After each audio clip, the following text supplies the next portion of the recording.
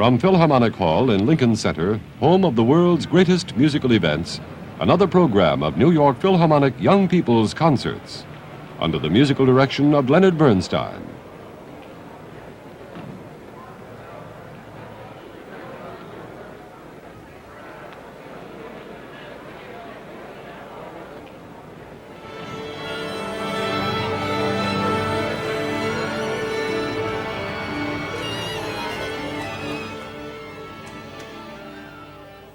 And here is Mr. Bernstein.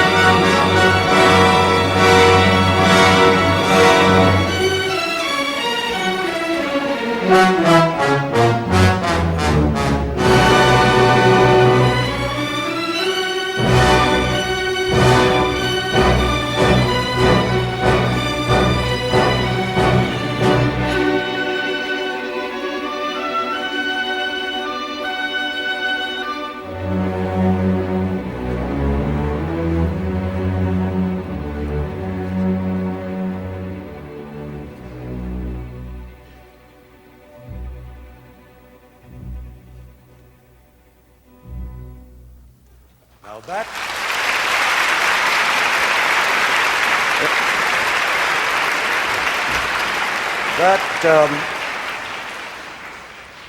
that haunting and original piece of music is from a ballet by Tchaikovsky called Swan Lake. Now, who says ballet music is no good without the ballet? Well, many people say so, which I suppose is why ballet music rarely gets played on symphony programs. But after all, I ask myself, why not? There's so much wonderful music to be found within certain ballets that if we choose our program wisely and well, we can have a ball. We might even learn something, who knows? So we're going to limit ourselves today to only two ballet scores, Tchaikovsky's Swan Lake and Stravinsky's Firebird, both great and popular ballets, and both about birds. Now, why birds? Well, I guess birds are a natural symbol in ballet because they fly, and flying is the age-old dream of man, and ballet is the perfect place for man to dream of flying, man being an earthbound creature in whom there's always been a deep desire for the freedom of flight, the defiance of gravity. And so this soaring swan and this flying firebird are symbolically the very heart of ballet. But enough about the birds. What else do these two ballets have in common? Well, first off, they both have music by exceptional composers, perhaps the two greatest figures in all Russian music. Tchaikovsky, of course, is of the 19th century, while Stravinsky is very much of the 20th. And yet they are closer than you think, because if you look at the dates of the two ballets, you find, amazingly enough, that there is only one generation, roughly 30 years, separating the two ballets, a decade or two on either side of that 1900-year line. And besides, Stravinsky has always been a Tchaikovsky lover. He even wrote a whole ballet based on Tchaikovsky themes. But Swan Lake and Firebird have even more in common than that, because they are both romantic story ballets. They're both filled with magic, and both concerned with the forces of good versus evil, with evil finally conquered by love. And in both ballets, there is a dreadful villain, a hero prince who goes hunting, an enchanted heroine, and all the customary ingredients of fairy tales, myths, and legends. But there the similarities end, and we now come to what this concert is really about, namely the differences between the two ballets. And that's what's really interesting. Naturally, we can't go into all of these differences, or we'd never get to the music. I'd like to go directly into the main and most interesting difference, which does get us right to the music, and that is this. You see, there are two basic kinds of ballet. One kind tells a story, and the other kind doesn't. Simple. Now, this second kind is what is called abstract ballet. That is pure dance, dance for its own sake, for the delight of movement, of patterns and forms, and for the interpretation of music through the motion of the human body. Now, some ballets are totally abstract, no plot at all. For example, Les Sylphides, with music by Chopin. It's all dance and no story. Whereas other ballets are all story from beginning to end, like Stravinsky's Firebird, which we're going to hear later. But Swan Lake is a combination of both. That is, it has a tale to tell. Much of the dancing centers about the adventures of that hero prince, the swan queen heroine, and the nasty magician villain. But the ballet is also full of separate set pieces, that is, dances that have almost nothing to do with the story. They're just entertainment, momentary diversions, comedy interludes, or sheer acrobatics. Now, such numbers are often shifted about from one spot to another, or even from one act to another, or they're shortened, or reorchestrated, or even cut out completely, depending on the taste of the choreographer who happens to be in charge of any given production. In other words, they're expendable, even interchangeable. And yet, strangely enough, it's these very numbers that give Swan Lake its classical quality, that make it part of the old tradition of classical dancing for its own sake. Can you understand that? In other words, Swan Lake is both romantic and classical. It's both narrative and abstract. So, for these reasons, the music we're going to play from Swan Lake will be of the abstract kind, having little, if anything, to do with the story, just to point up the difference between it and Firebird, which is all story music.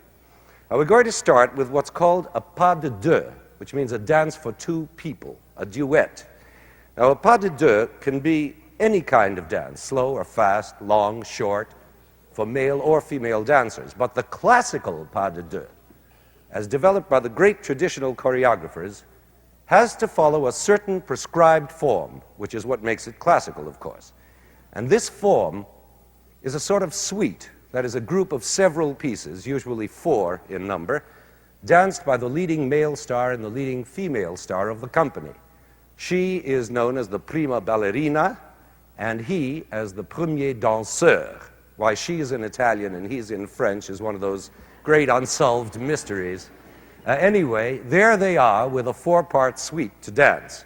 The first part is for the two of them, and almost always includes what is called an adagio, or a slow dance of love, featuring the ballerina, who is partnered, supported, lifted, escorted, and otherwise gallantly attended by her noble danseur. Then, after much applause and bowing, the ballerina retires to the wings, and there follows the so-called male variation, usually a vigorous show-off piece in which the man does his utmost to defy gravity. Then comes the third part, the female variation, a more graceful solo for the lady. And finally, part 4, which is known as the coda, an exciting, brilliant finish for both dancers, calculated to bring down the house. Now, this pas de deux from Swan Lake we're about to play is one of those shifting numbers I was talking about, which is to be found in Act 1 of the original score of Swan Lake, but more often these days appears in Act 3 under the title of The Black Swan Pas de Deux. So you can see that its connection with the storyline is at best a rather loose one, and I won't even bother you with it. Let's just listen to this charming, abstract dance music. Now, first, here is part 1, which is a short opening waltz leading into that romantic adagio, or love duet.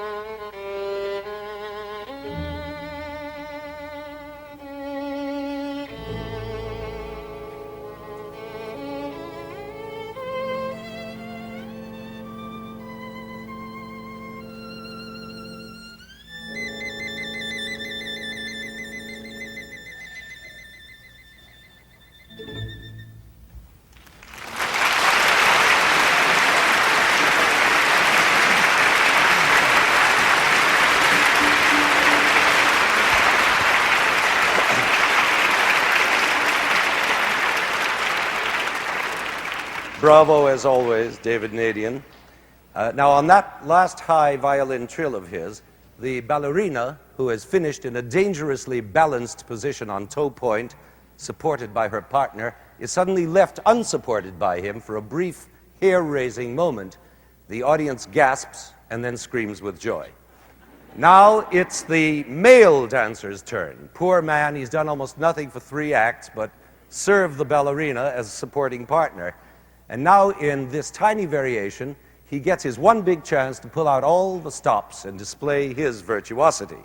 This variation is less than a minute long, but if our hero really does his stuff, well, it can last 2 or 3 times that length, owing to interruptions of unrestrained applause and yelling of bravos. In fact, the first time I ever attended a performance of this pas de deux, the whole male variation was drowned out by applause, so I never even knew how the music went after the first couple of notes. So listen hard. This may be your only chance to hear this piece from beginning to end.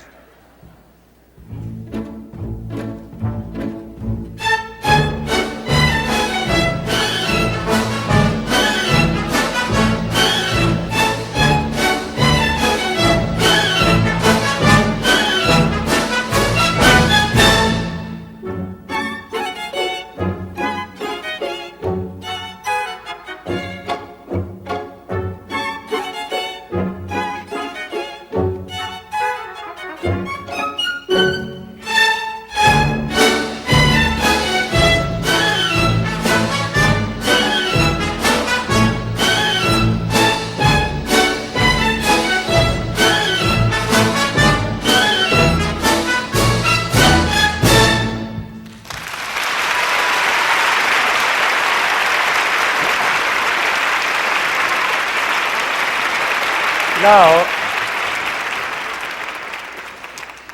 wish I could dance that. Now, if you can imagine 2 or 3 minutes of frantic applause and screaming, you can also imagine how hard it is for anybody to follow that act, even the ballerina herself. But she has to, because this is her solo variation. And if she plays her cards right, by being winning and sweet, and slyly underplaying her star role, she can even top her partner's ovation. Now, here she comes, the ravishing Black Swan.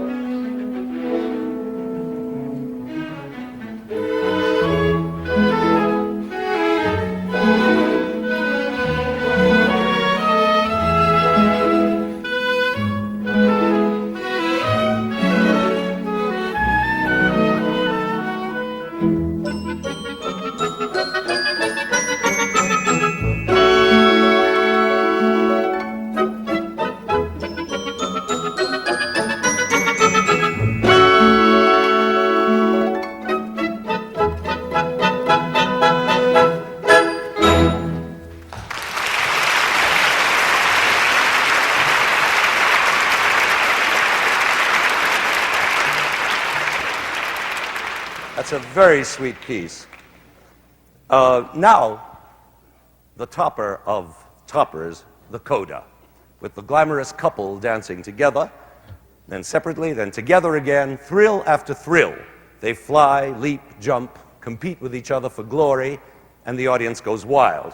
Now, if all this sounds a little bit like a circus, don't worry, it is a kind of circus, of a very lofty kind.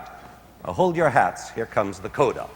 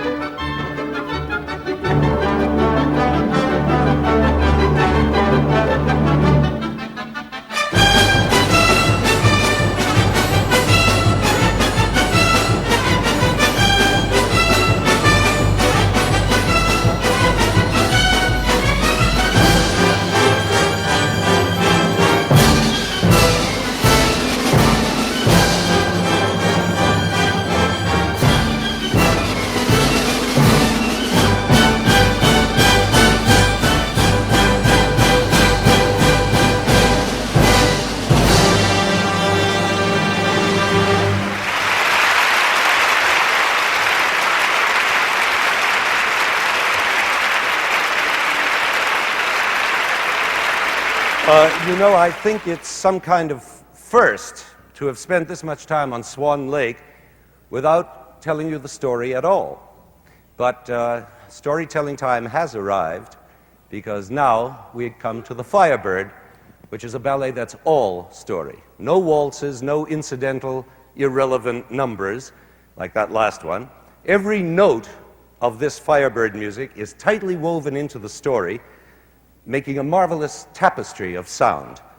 There's no question here, as there must have been in Swan Lake, of the composer being the slave of the choreographer, supplying music on demand, by the yard or by the bar, an extra 8 bars here, 16 bars there, for the further glory of the male variation, or to give the choreographer time to get his swans off the stage. There's nothing like that. Igor Stravinsky is in command here, making the music and story all of one piece. So I think it might be a good idea this time to tell you the Firebird story as briefly as I can, so that you can enjoy the music that much more.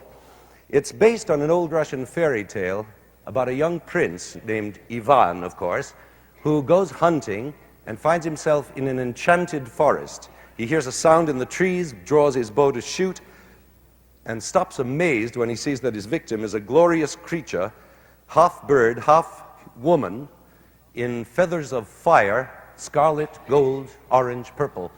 And the prince wants, of course, to capture this radiant figure. She's doubly desirable as a fabulous bird and as a beautiful girl, which I suppose these days means the same thing. Anyway, he grabs her, and they struggle, and the Firebird pleads with him to free her.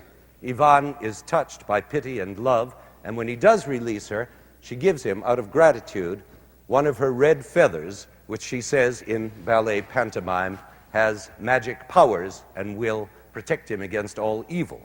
And then she disappears into the night.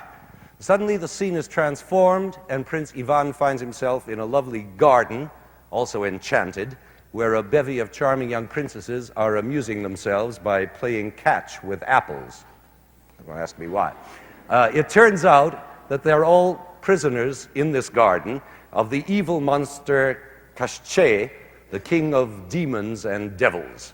Of course, Ivan falls instantly in love with the most beautiful princess, as in all such stories, at which point nasty old Koschei descends upon them with all his ugly company of horrid little monsters.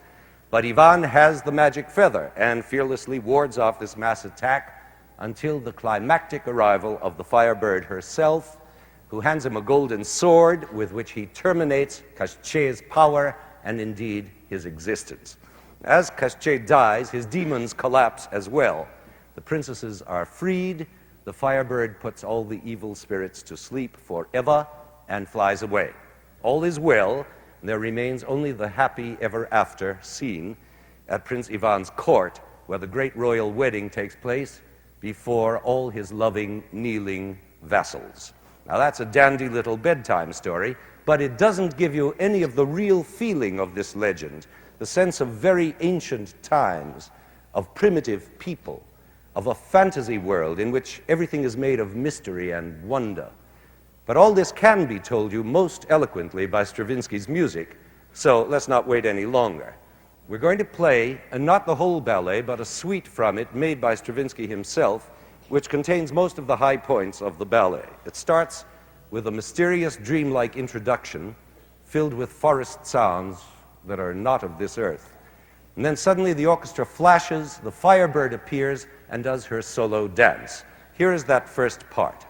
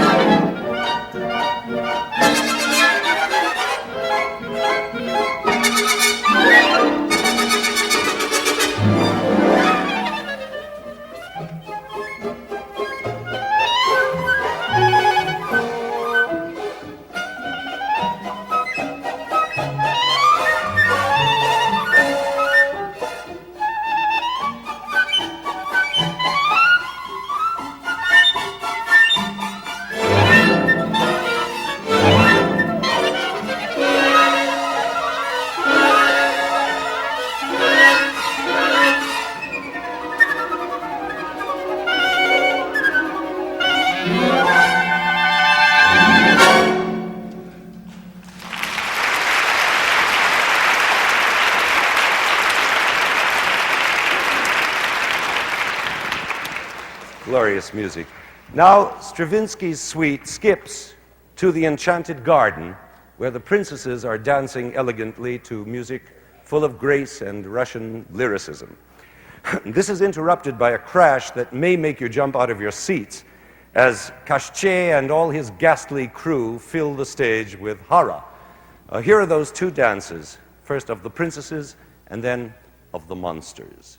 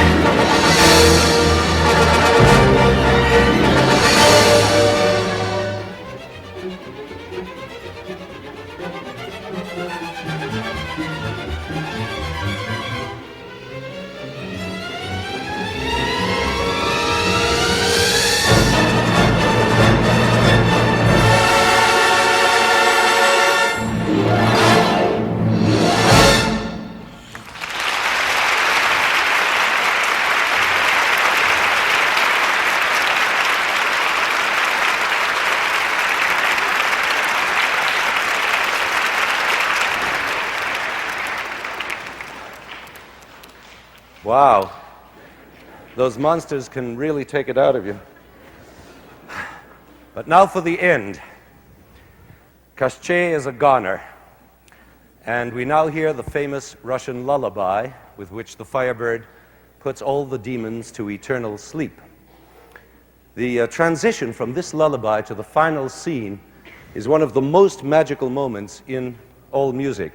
Everything is paralyzed with sleep and stillness. The music hovers in the air with extraordinary shifting harmonies that actually seem to convey the presence of the supernatural. And suddenly, as if from nowhere, comes that famous horn solo, an ancient Russian folk melody, quiet, noble, filled with dignity. And in that moment, the air is cleared. We are back in real life at Prince Ivan's court, at the wedding. It's a miraculous transformation. And as this horn melody repeats and repeats throughout the orchestra, growing in intensity and grandeur, we behold a spectacle of old Russia that is unforgettable in its glory. You don't even have to see the stage. The music tells you everything.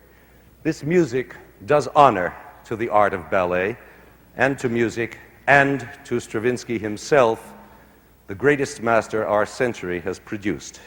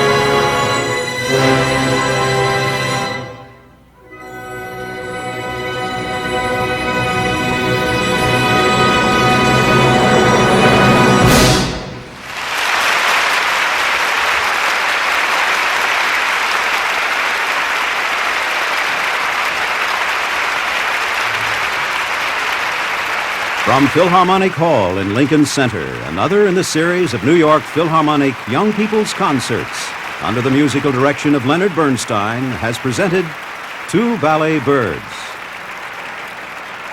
Heard in today's program were excerpts from Act Two and Act Three of Tchaikovsky's ballet Swan Lake, and a suite from the ballet The Firebird by Igor Stravinsky.